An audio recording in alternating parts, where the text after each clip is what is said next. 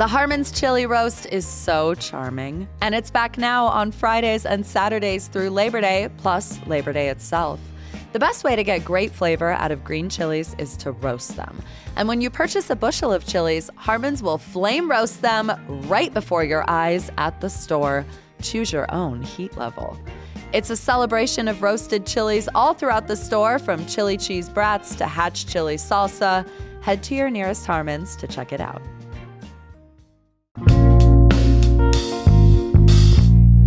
Today on CityCast Salt Lake, Wednesday night's Michelin ceremony delivered for Utah. Plus, what are we going to do with the $212 million Meta has to pay us?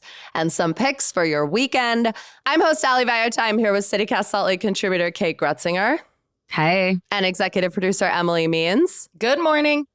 Good morning. Okay, Wednesday night, Utah got its first Michelin star. And if you're unfamiliar with Michelin, yes, it's like the tire company. In 1900, they had the genius idea to start this guide to restaurants and places so that chauffeurs would drive more miles, taking people on detours and day trips to try these places, burn more rubber, and sell more tires. And 126 years later, Utah was finally eligible for some of our restaurants to be acknowledged by the Michelin Guide. This ceremony was for the Southwest, so it included Arizona, New Mexico, Utah, and Nevada. It took place in Las Vegas. Mm-hmm. And Emily, it was the kookiest thing I've ever watched on my laptop. So both of you watched these awards. I was at dance practice, so I couldn't watch. Mm-hmm. Please, just give me the highlights. I really feel like I missed out on something here. First of all, really low budget. The audio was terrible. Really? The microphones that they handed to the winning chefs were basically turned off. Mm-hmm. And there was a crazy blonde lady. I'll just speak loudly. Well, anyways, it was the kookiest thing ever. Ali, what were your thoughts? Well, so what you're watching is basically a giant red screen. Yeah. And then this woman's in front of the giant red screen. It's like watching a TED Talk, basically. And all the action is happening on the screen behind her. But the action is basically that it's a plain red screen until they have a restaurant announcement to make. The international director for Michelin came out multiple times and gave little speeches. He is French in a way that I was like, but are you, or are you pretending to be French? Because your accent is so French. Like hearing him say, at one point French? He said 5 criteria. And I was like, I had to rewind the computer. I was like, what? What are the criteria? You needed some subtitles. Like that French chef from Little Mermaid. Yeah. Yes. Yes, I found him very endearing. I loved charming. when he came. I just want to be clear. We're kind of poking fun at this. I had the time of my life. I had the time of my life watching an this award ceremony. I love an award ceremony.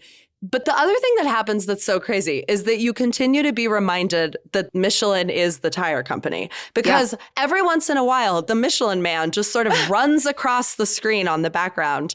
And even when they announced the Bib Gourmand, it was the Michelin tire guy's face with his tongue licking the roof of his upper lip that was on screen. And I was like, what could be less serious? That's the logo. Okay. Very silly. A fun fact I learned about that. This is from Angie Treasure, our audience development manager. The Michelin man's name is Bib. Oh. His name is, his full name, his Christian name is Bibendum, which is from the Latin phrase nunc est bibendum, which translates to now is the time to drink. So the Bib Gourmand Award, of which Utah won a handful, is named after the Michelin man. And so this is why people say that America has no culture, right? And then you go to a place like France and they're doing the craziest shit Well, we just this. pay to import it. We pay millions of dollars to have them come to our town and tell us which restaurants to eat at. But listen, we have to celebrate, right? We do. Because this was unexpected, right? No one believed that Utah would get a star in its first year being part of these, being part of this new Southwest region. The winning restaurant, pronunciation up for debate, Monte from Beehive Distilling, located in Beehive Distilling. I've never been there. Have either of you been there? Neither have I. I'm going on Saturday. I think I got the last gosh, reservation. sure? Congratulations. Are you sure you're going?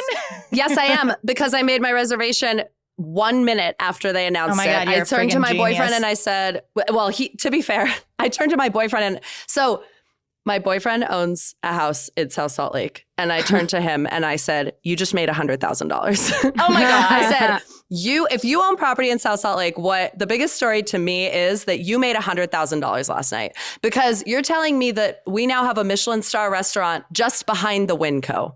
So that's what we're doing in South Salt Lake right now. Oh to my me, God. that is the story.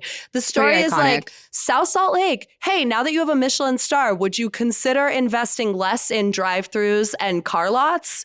Will you consider making that street that this restaurant's on a little bit more walkable? Would you consider putting some perhaps a trees sidewalk along the S line now that you have a Michelin star? Not to get ahead of ourselves, but they kind of just moved into Beehive Distilling because Beehive Distilling was closed, right?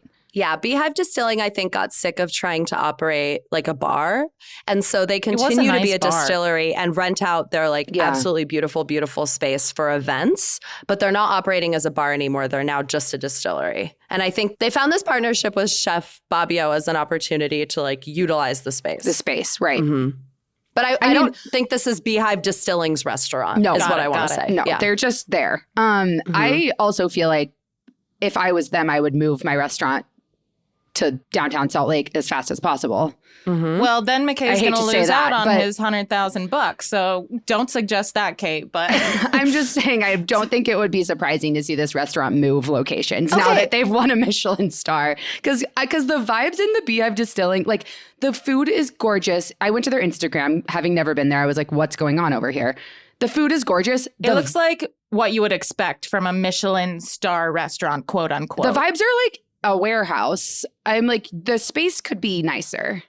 Yeah. That's my thought. If you're a Michelin star restaurant, the atmosphere is part of that. And the atmosphere in Beehive Distilling is very much like some barrels on a wall. This food here, Ali, I'm so interested to hear from you when you actually try it. But looking at this menu, this is what I would expect from a Michelin star restaurant, right? Kind of small portions. We've got amuse-bouche. We've got bread service. We've got little food, right? Mm-hmm. So that was interesting to see that, I mean, I guess when I'm thinking about my favorite restaurants, the places I think have the very best food, they're not these types of places. No, they're not. It's not tiny food. This is tiny food. This is tiny like food. an experience. You go for your birthday. You go to be delighted as they use tweezers to place a shard, what looks like a shard of glass, but is actually some boiled down syrup of a rare tree.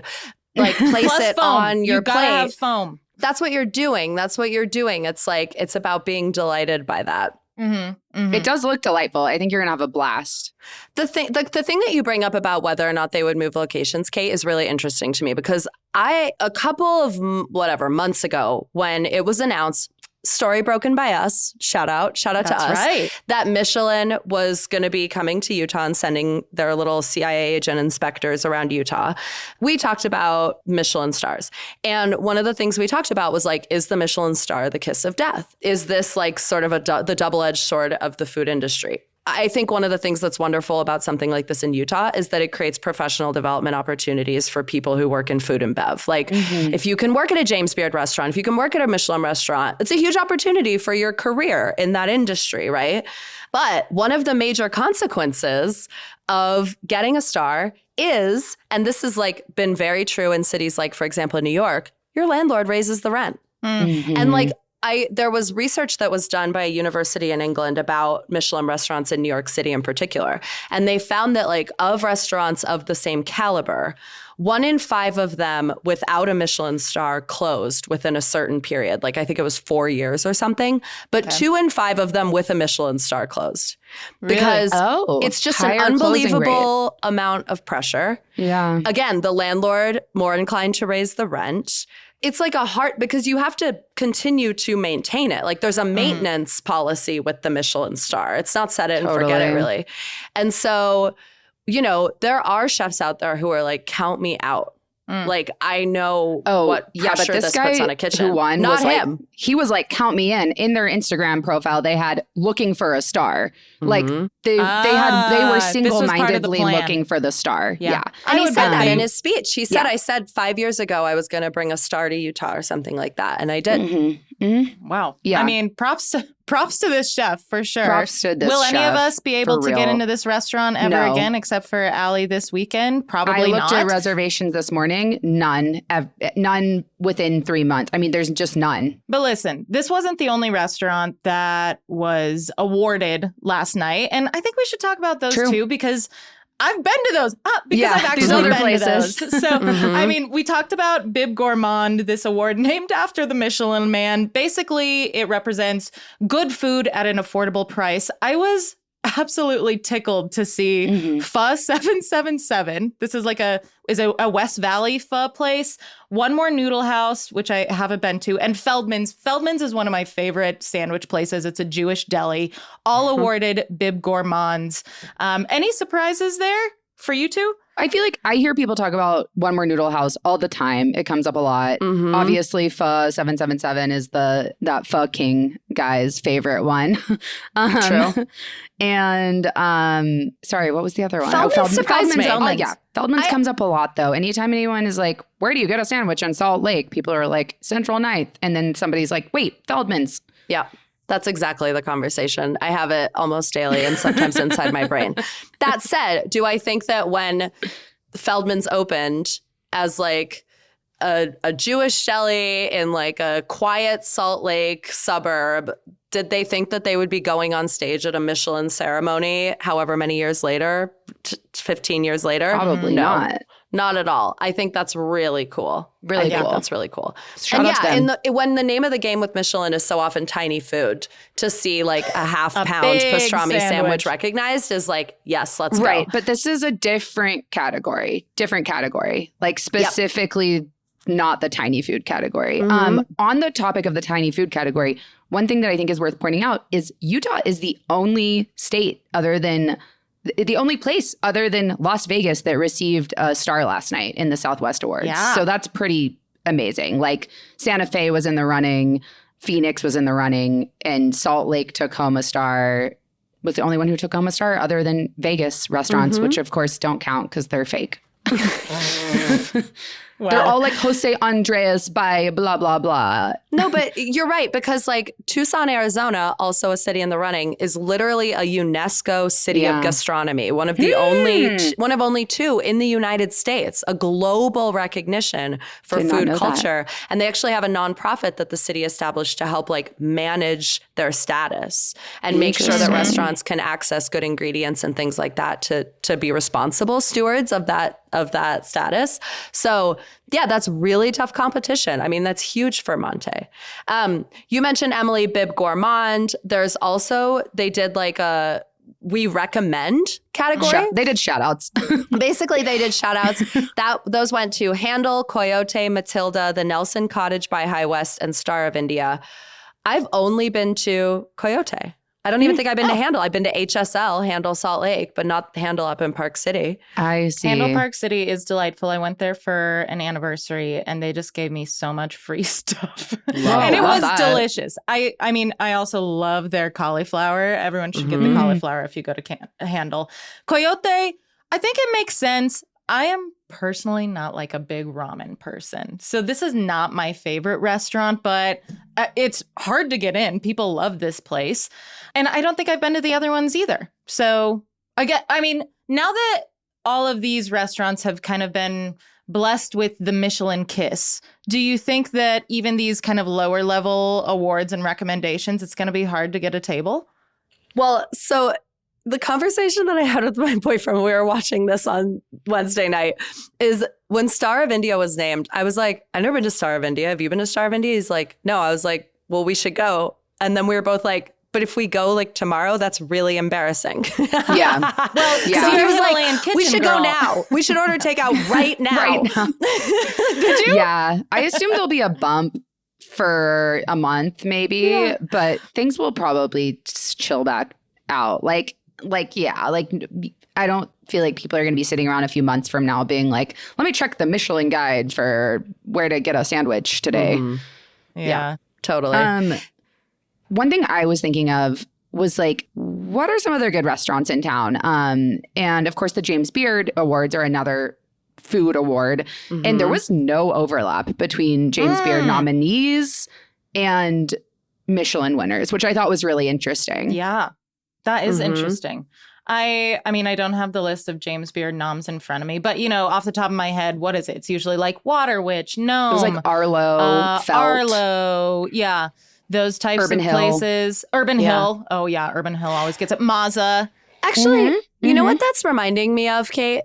You said earlier that Michelin, you're surprised that Monte got a Michelin award because you think the ambiance in the Beehive Distilling basement isn't very nice. And that is reminding me of a conversation I had with Stuart Melling from Gastronomic a couple months ago, where he clarified for me that the Michelin Guide is very clear, actually, about the fact that ambiance is not in their rubric. Whereas James Beard does consider a little bit more of the ambiance and the experience of eating at this restaurant. Apparently, I now remember him telling me that one of the things that Michelin Guide famously, like, quote unquote, says is you can't eat ambiance. And they like fully reject it as criteria.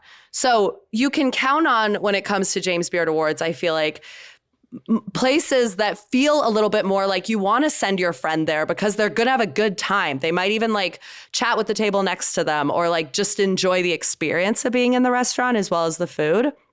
That's like not Michelin's thing. Yeah. It's all about the food for Michelin. I mean, that on that explains note, a lot, honestly. I mean, I think Afghan Kitchen deserves an award. Ali, I think you and I go back and forth on this, but I really believe that Afghan Kitchen has some of the best food in Salt Lake City. I would love to see them get, at the very least, a Bib Gourmand. You know, that's a place I think is worth the trip, worth it. You don't even have to wait. Like, it's pretty easy to get in, and it's just delicious. Yeah. I mean, here's what I could say. The thing that I found most concerning about Wednesday night was listening to this woman on stage, the MC. Every time they announced a winner, she would make some comment in the vein of, I've seen a lot of activity on social media about this place. A lot of people are posting about this place. Lots of social media about this place. She said it multiple times. And I was like, so if that's the benchmark, we're in trouble. Because what the influencers be doing is lying about how good their experience was at a restaurant. That's literally the job, right? Your food's free. You make a video, you post it. So I'm also like, I don't love to hear people, especially at a Michelin event, pointing to social media activity as any sort of indicator for how good your meal is going to be at a restaurant. I don't like that at all. That portends a bad future. I'm sure the Michelin spies didn't take that into account as they were testing out these restaurants. But I mean, what I'm hearing from you is that they need a different host for next year's year's Michelin Awards. Let us do it. No shade.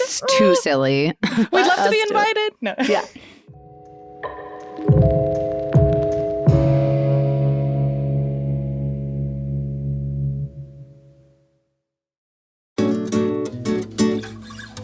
Learning happens online now, and I think that's cool. There is nothing wrong with being connected. You just gotta stay protected. That is where Webroot comes in. The word cybersecurity seems intense, right? Like it's a big corporate problem. But there are probably a lot of devices in your own home moving lots of personal information around. So take advantage of back to school to set up a family cybersecurity plan. Webroot handles everything from identity protection and password management to antivirus. They'll block suspicious links. I am not too cool to admit that I've been scammed, I've been spammed all over the place. I've fallen for all of it. It sucks, and I'm ready for peace of mind. Go to webroot.com/audio and get 60% off today. That's webroot.com/audio to get 60% off today. Live a better digital life with Webroot.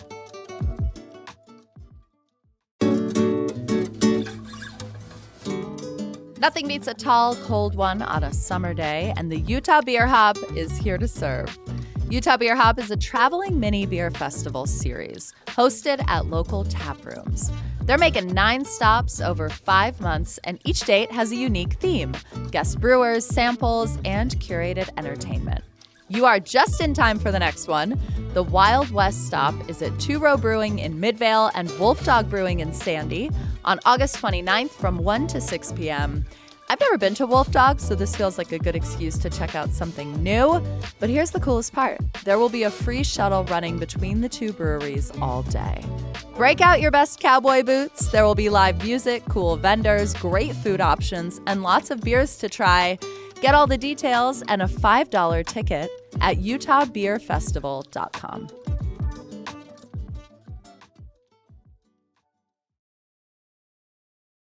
CityCast Salt Lake contributor Kate Groetzinger and executive producer Emily Means.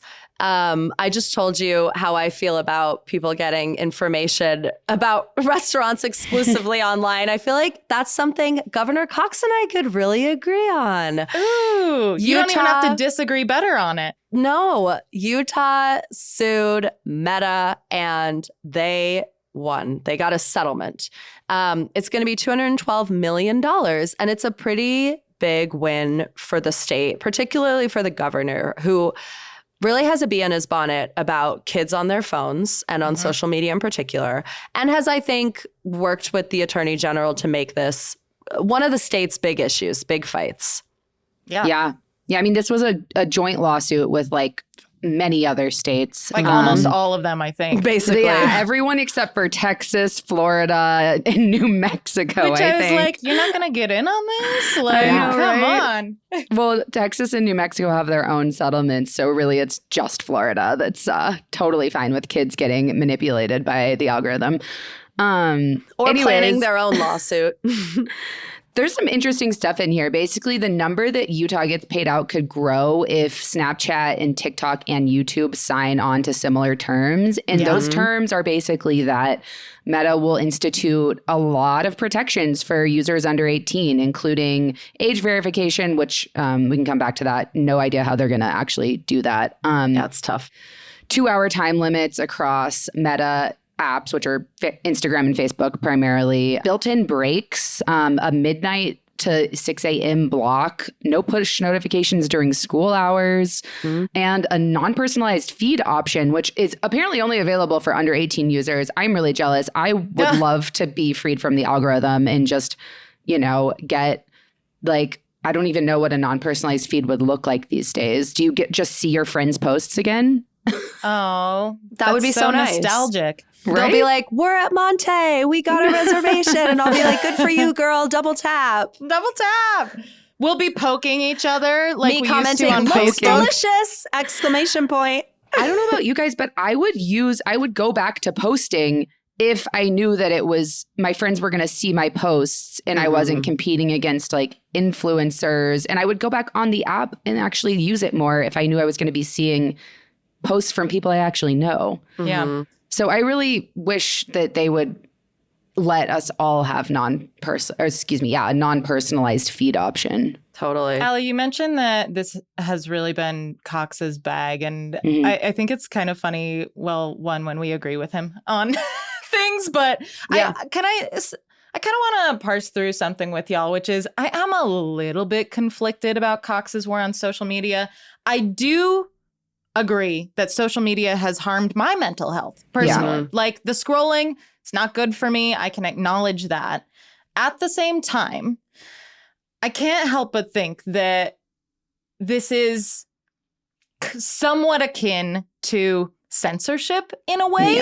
For a lot of folks and, for young kids in particular who maybe feel like they don't fit in their conservative Utah community, I feel like social media can be a good place for them to connect with people, to find community, to get information. About things that maybe their parents won't talk to them about. Right. Shout out abortion. Sex education, which is we don't teach comprehensively in Utah schools. Exactly. And so I feel a little iffy about his tirade against social media while still understanding somewhat where he's coming from. But none of this bans teens from going on social media. Like they can still use it. It's just putting in these checks that make it so that it's like less addictive. It's like addressing the addictive side of it. So I think, and they can still Google. Yeah, they can Google that for now, whatever they want. For now, you're right. And I do think the creep is the creep problem. is the scary part. Like there's first it was porn, then it was Kalshi, now it's social media. It does sort of feel like they're really trying. Like at a certain point, you have to be an adult and a person in this world, and I think adult maybe is the key word here. And I would argue first it wasn't even porn. I would argue first it was in October of 2018 during General Conference when late church president Russell M. Nelson said that Latter-day Saint women should consider a 10-day social media fast ahead of the 2020 presidential election. I will never forget this because I remember it was stunning. People were furious. And we heard, I think, from a lot of LDS women who are people like commentators and people in the state who I think for a long time sort of walked the line with the church, who were like, now you've done it because you think you're so subtle, suggesting just women do a social media fast for the exact 10 days before the 2020 election. That is, the 2019 election. Yeah. That's like really. Yeah, we see you. We see really, what you're doing. Yeah, it was to me that felt like, I don't know, if you're gonna make the, like, I see you, Emily, and that comes to mind. Yeah. No, that's a really interesting connection to make. Yeah, not subtle. So this $212 million, that's a lot of money. Yeah. Lindsay Aerts, politics reporter at ABC4, talked with Governor Cox right after this settlement came out, and he said he would like to use that money on programs to get kids outside. That's folksy and nice. And mental health. I think you said and mental health. Yeah. Yes. Mental health, outdoor activities, after school programming. I think that's all great. We will see what it looks like in practice. Just directly into the public school system is where I'd like to see this go. It'll go through the legislature first, right? Because they control the purse strings. So, I guess that will be a time for people to get engaged. How do you want to see this money used? You're going to want to write your legislator about it.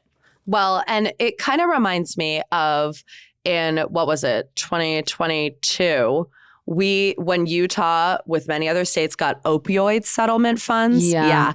And that was way more money. We got like $500 million, and then the state got $200 million, and then the other $250 million or whatever went to the counties.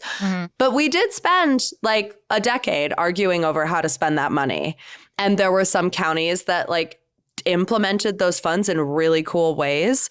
And there were some counties that kind of never really got it together to like figure out how to spend that money. And so I imagine there'll also be a bit of back and forth about where these funds end up and how they're tracked and how this money's managed. Sure. More to come because they'll get this money over 10 years anyway. So. Yeah, exactly. Honestly, $200 million split over 10 years. That's not that much per year. Yeah. No. Fingers crossed, TikTok and Snapchat get in on this too. Yeah, then it could be 500 million. Yeah, that would be nice. I mean, these kids also understand this technology so much better than the people who are trying to legislate about it. And that kind of makes all of this feel a little kooky too. Yeah, I'm like, give the teen hackers 5 minutes to get around the time blocks and the age verification. Like, that was the teen interesting hackers thing at the internet cafes. Yeah, exactly. The cat cafe. Well, like, of course, obviously, Meta knows how old everyone is, right? Like, they know everything about us. They know everything about us, but they are the ones who don't want to implement these restrictions. Like, they're being forced to do this by the lawsuit settlement. So like, I think that how they proceed with age verification will be really interesting because kids don't have IDs. Like, to make an account for a porn site, you have to like put in your ID, I think, but under Utah law. Exactly. But like, they can't have kids having to put in their IDs because like a 12-year-old doesn't have an ID. So I don't know how they're going to do age verification. Yeah. Scan your irises. Yeah, we're going to have to get 12-year-olds' IDs. Oh, man.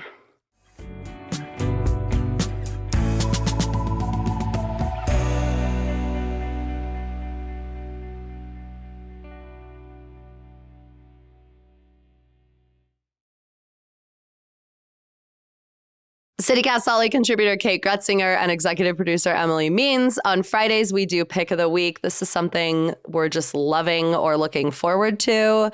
Emily, what's your Pick of the Week? Oh my God, an absolutely delightful collaboration between the Utah Symphony and Rick Steves, PBS travel expert. He's going to be with the Utah Symphony on October 17th, and he's basically going to be giving us a guide to Europe. There will be video montages. There will be, a presentation from Rick Steves. Meanwhile, he will be accompanied by the symphony. They'll be playing 19th century anthems by Romantic era composers, apparently, and they'll be ending with Ode to Joy. So I think this is just delightful. I'm actually doing a trip to Madrid at the end of this year, and I will be using Rick Steves' Guide to Madrid for that trip. But I'm mentioning this now, this October 17th concert now, because Utah Symphony is having a sale through Monday, and it's $35 tickets for select main floor seats. So check that out. Get in on that. I always miss this sale. I'm pretty sure they do this annually, and then I end up paying more for symphony tickets, which I'm happy to do because this is a world-class symphony, but I'm just delighted, and I think this will be a really great show. It looks like there's a hot guy doing Tchaikovsky's number 5 too. Oh, nice. I always think these are like great gifts. Like symphony tickets are killer lovely gifts, and getting them on sale now is such a hack. Oh yeah, that guy's pretty hot. They're doing The Holiday in concert, you guys. The movie, the Nancy Meyers film. Oh, that's genius. I'm buying my tickets right now. Okay, yeah, that's so funny that you mentioned that, because I was scrolling and I was like, oh my God, Stravinsky's Firebird Suite. So kind of different vibes, but yeah, something for everyone. I'm a really basic gal. Okay, I'm a girl's girl. Kate, what's your pick of the week? Okay, my pick of the week is the Heal Utah Fall Fundraiser, which is occurring on Wednesday, September 2nd. It will be at Westminster, and it's a panel about data centers, the ramifications of data centers on Utah's environment and never heard of them. Yeah, right. So this is actually a pretty hot topic, and I will disclose I'm on the board of Heal Utah. I'm very biased. But we are almost sold out of tickets. So if you're interested in coming to this fall fundraiser, it's $50 per person, and it'll be a seated dinner. And yeah, you'll learn about data centers. So it's only $50 for a seated dinner fundraiser? $50 per head. Well, definitely don't give Heal a Michelin star. They're going to raise those prices. Okay, yeah. I can't say anything about how the food is going to taste. It's going to be catered by Westminster, so... Oh, got it. It'll probably be lovely. Love it. Where can people get tickets? Heal.org? Yeah, heal.org events. Okay. Ali, what's your pick? My pick of the week is a new exhibit at the Utah Museum of Fine Arts. So maybe you saw the news this week that Yayoi Kusama died. If you're unfamiliar with her work, she is an internationally renowned artist. I saw an article that called her the High Priestess of Polka Dots. She was going to say creator of title. The Kusama Infinity Rooms. Really, her heyday was like the 60s, but I do think in recent years she's made sort of a comeback. I saw one of her rooms at the Venice Biennial a couple of years ago. She is, been kind of everywhere. So something that I think is really cool is that the Utah Museum of Fine Arts very smartly at some point over the past 25 years added a Kusama Infinity painting to their permanent collection. That's cool. They've got this new exhibit that opens on Saturday, and it is a celebration of all of sort of their most notable, I'll say not best, most notable acquisitions over the last 25 years. So they're kind of digging stuff out and putting it back out. And you can go see a Kusama. That's cool. So it opens on Saturday. They're obviously open all day Saturday. You'll be able to see the Kusama along with a ton of other works. It feels like a fun way to, cap off a week of just incessant celebrity deaths. Yeah. Enough. Do you think she ever got tired of polka dots? I don't think so. I think she's kind of an odd duck. I'm gathering that. Polka dots in or out right now, girls? Polka dots always in. About to be so in. Wow. About to be on the runways because of Kusama, and then at the Target in 3 years. Yeah. All right. Polka Dot's here to stay. It's a You heard it here classic. first. Come on. All right. CityCast Salt Lake contributor Kate Groetzinger and executive producer Emily Means. Have a great weekend. Thank you, Al. Have a great weekend. Enjoy your Michelin star meal, Allie. I will report back. Please report back. I'm looking forward to it. That is all for us today here on CityCast Salt Lake. Our executive producer is Emily Means. Our producers are Ivana Martinez and Matilde Urfalino. Our newsletter editor is Tarina Ria. Our audience development manager is Angie Treasure. I'm your host, Ali Vallarta. Music is by the local band Mitochondria with additional music from All the Kimonos, Arc de Soleil, Wendy Marcini, Sven Lindvall, Bagel, and Measlo. We will be back on Monday morning with more from around town. Have a great weekend.